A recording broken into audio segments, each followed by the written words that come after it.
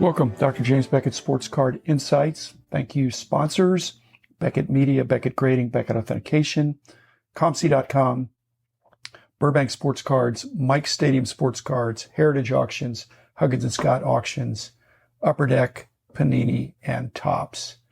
You can tell by the title, Impeached from the Hall of Fame. I'd probably put question mark behind it. I think people have resigned from the Hall of Fame. I'm not sure anybody's been impeached, although the word impeachment is more about the trial than the expulsion, and that calls into question. We've had some presidential situations in my lifetime of the POTUS of the United States, but for these various halls of fame out there, not just baseball, but basketball just announced actually a double class, but they inducted one and announced the other. That's always exciting. And I agree that if you're in the Hall of Fame, all things being equal, it's certainly not a negative for your card values and your memorabilia values. It's a positive. You can say you're a Hall of Famer.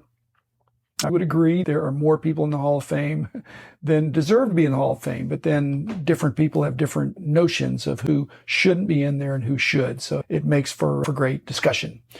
I've heard it said that it's not the induction into the Hall of Fame, it's the consideration and then announcement that you're in the Hall of Fame. One of the sports card insights might be that perhaps you should be getting ahead of the game by looking at those people who are the semifinalists for some of these Hall of Fames that announce them.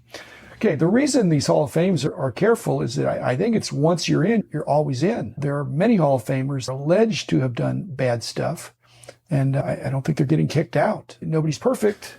There's a certain very famous Hall of Famer beat up a handicapped person a long time ago. I'm going to skip over the ones that involve sex, but there's a bunch of illicit sexual activity. A certain promoter stomped a person to death. Again, this is allegedly. Many Hall of Famers have perhaps accidentally killed. They've been involved in gambling, but not necessarily gambling on the sport. There are some racial things. The whole idea of the way society looks at certain kinds of crimes or problems or situations has evolved. It used to be, it wasn't assault and battery necessarily if you had a fight, but now it's very litigious, especially if somebody gets hurt really bad. All this sexual stuff has more come to light, and the racial feelings, baseball, which gets kudos for opening the door for Jackie Robinson. If you watch the movie, you can see that there were a lot of people actively against it when it happened, and certainly against it before it happened. So if you're a Hall of Famer, here's another counterfeiter. Here's, it's just a lot of assaulting and sexual stuff. And then you got O.J. Simpson. He went to jail, but it wasn't for allegedly killing his wife. It was for robbery.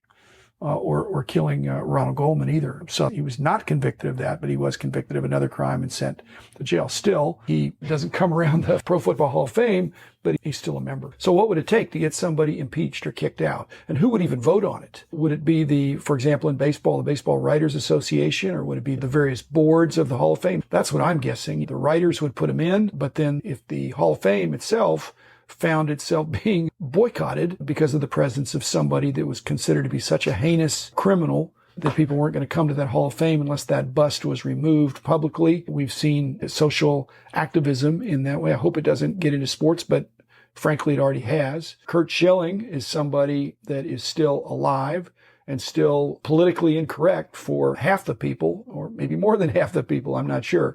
But you should be in the Hall of Fame for what you've done on the field, but it does creep into it, the kind of person that you are. You'd like to think that 100% of the people in the Hall of Fame, they're good players and good men, but it's actually not necessarily true. If you're a great player and you're not such a great man or woman, as the case may be, your chances are greatly diminished. But once you're in, I just don't think after your playing career, if you all of a sudden were convicted of some crimes, not just indicted or alleged crimes, you should be innocent until proven guilty. But in today's society, with all the cell phone cameras and social media, there can be quite a groundswell that occurs. But to get in the Hall of Fame, if you're a superstar villain, like pro wrestling, I found out I share that interest with Eric Norton and Brett McGrath, other podcasters that have some affection for pro wrestling. You can be in the Hall of Fame for wrestling if you're a superstar villain. In fact, if you're 100% lukewarm, you're not going to get any Hall of Fame. But if in wrestling, if half the people hate you and half the people love you, that is a recipe for a very popular wrestler. Actually, you probably want a little bit more people to love you than hate you. Pete Rose has that going. Again, this is post-career, probably in his managing career. He's got people that absolutely cannot be convinced one way or the other. So it made me think, what are these factors that influence not just being in the Hall of Fame or not being in the Hall of Fame, but influence card prices? I thought the greatness of the player is probably the main thing that affects card values and affects whether or not in your Hall of Fame. That's separate from the popularity of the player. And that could be fame or notoriety. But the popularity, again, that does drive card values.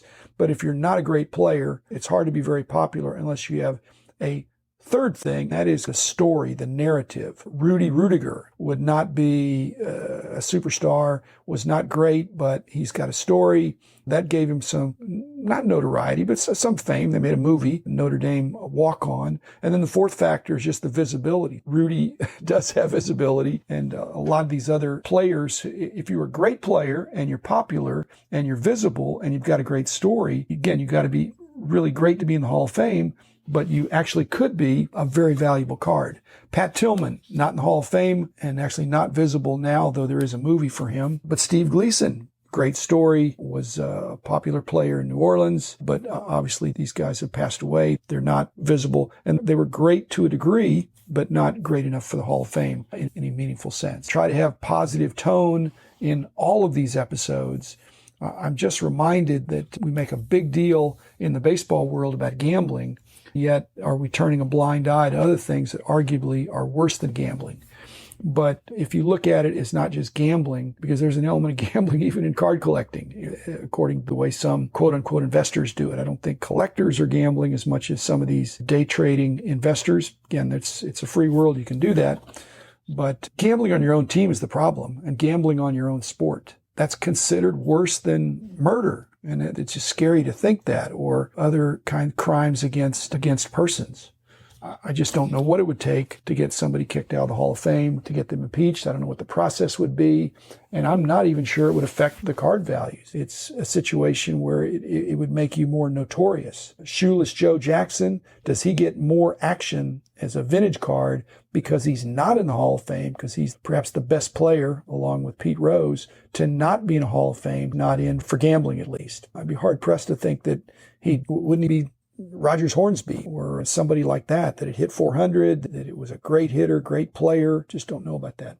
So at any rate, just a thought process. Was talking to Rich Klein about it, and we couldn't really agree on how or if that could happen. I don't ascribe to the theory that any news is good news. I think in today's society, I'd rather have people say nothing about me than saying bad things. So my part is to not do bad things, and I encourage you to do the same thing. I'm not sure I'm going to get in any halls of fame. Actually, I am in a Hall of Fame of the hobby. So there is a Hall of Fame there. I'm very honored to be in that, and other wonderful people that are in that as well. So don't get impeached. Don't do bad stuff. And if you're a player, even after your career, stay on the straight path.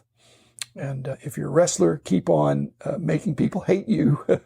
That doesn't really apply to the other sports as much. Fighting with fans, Ron Artest, would that keep him from getting Hall of Fame appreciation? Even though I don't think he's a Hall of Famer, he probably in the defensive Hall of Fame, if there was such a thing. Frankly, the amount of abuse that some of these, I have a friend that got kicked out, not of the Hall of Fame, but kicked out, not allowed to come to NBA arenas because he was a vocal fan and was considered to have stepped over the line. I'm not sure exactly. I've heard both sides of the story. I support my friend, but he's no longer there. Just a random thought for you to think about as we deal with the hobby and trying to predict who's going to be in the Hall of Fame, once in the Hall of Fame, forever in the Hall of Fame. And that's probably a good thing. It'd be hard to change up all the lists. So anyway, thanks everybody. Just enjoyed musing about being impeached from the Hall of Fame. I hope it's hypothetical. I hope everybody continues to be a good person. Thanks.